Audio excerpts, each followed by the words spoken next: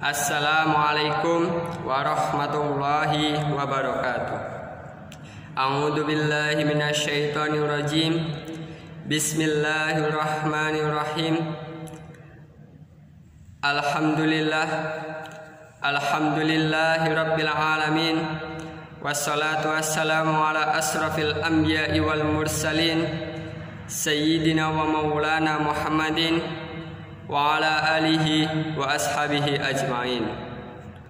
Wa qala Allah ta'ala fil Qur'anil Karim, a'udzu billahi minasyaitonir rajim. Bismillahirrahmanirrahim. La in syakartum la azidannakum wa la in kafartum inna 'adzabi lasyadid. Yang terhormat pimpinan daerah Muhammadiyah Kabupaten Kebumen, yang saya hormati seluruh panitia dan dewan juri lomba dai muda pelajar Muhammadiyah se-Kabupaten Kebumen yang insya Allah dirahmati Allah Subhanahu wa Ta'ala, dan tak lupa teman-teman peserta lomba dai muda pelajar Muhammadiyah se-Kabupaten Kebumen. Pertama-tama marilah kita panjatkan puja dan puji syukur kehadirat Allah Subhanahu wa Ta'ala yang telah melimpahkan rahmat, taufik, hidayah serta inayahnya, sehingga pada kesempatan kali ini kita semua dapat bermuhasabah dalam kegiatan amaliyah Ramadan dalam keadaan sehat walafiat. Amin, Allahumma amin. Salawat serta salam Allah marilah kita curahkan kepada junjungan kita baginda Nabi Agung Muhammad sallallahu alaihi wasallam yang telah membawa Islam dari zaman jahiliyah menuju zaman yang insya Allah penuh barokah seperti saat ini, dan semoga kita termasuk umat yang mendapatkan syafaatnya di yaumul qiyamah. Amin, Allahumma amin. Sebelumnya, perkenalkan, nama saya Saiful Anwar, perwakilan putra dari SMK Muhammadiyah Kota Winangun. Di sini saya akan menyampaikan sedikit materi singkat tentang keutamaan syukur nikmat kepada Allah Subhanahu wa Ta'ala dan bahaya kufur nikmat kepada Allah Subhanahu wa Ta'ala.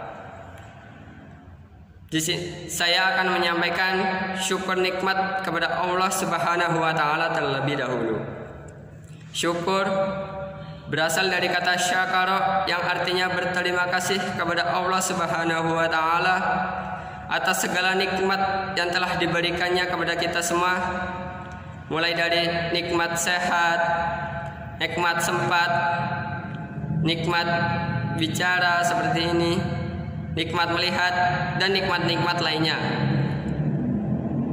Adapun macam-macam syukur diantaranya, yang pertama syukur bi al-qalbi, yang artinya syukur yang berasal dari hati, yang sudah diniatkan oleh hati, sudah direncanakan oleh hati, sudah dipasrahkan oleh hati.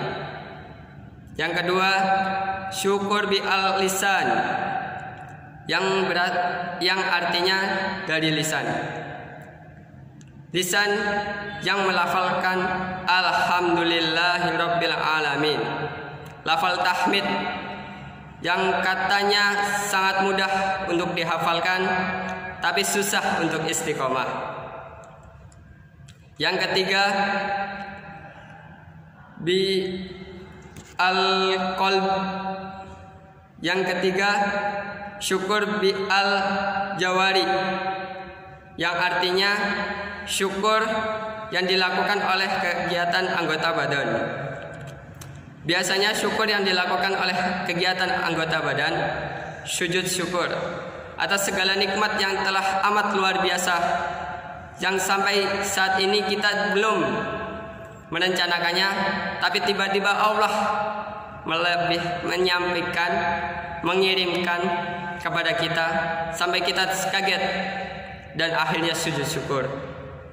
Kalau sudah ada tiga ini, syukur bi al-qalbi, syukur lisan, syukur bi al-jawari, kita sangat amat sempurna mensyukuri nikmat pemberian Allah Subhanahu wa Ta'ala. Selanjutnya saya akan membahas tentang nikmat. Berbicara tentang nikmat, saya akan menyampaikan dua perkara yang harus kita ketahui sebagai hamba Allah Subhanahu wa taala. Yang pertama, siapakah yang memberikan nikmat? Tentu saja Allah Subhanahu wa taala lah yang memberikan kita segala nikmat, yang berkuasa untuk menambahkan atau mengurangkan nikmat yang ada pada diri manusia. Jika Allah berkehendak untuk menambahnya, maka tidak akan ada seorang pun yang dapat menolaknya.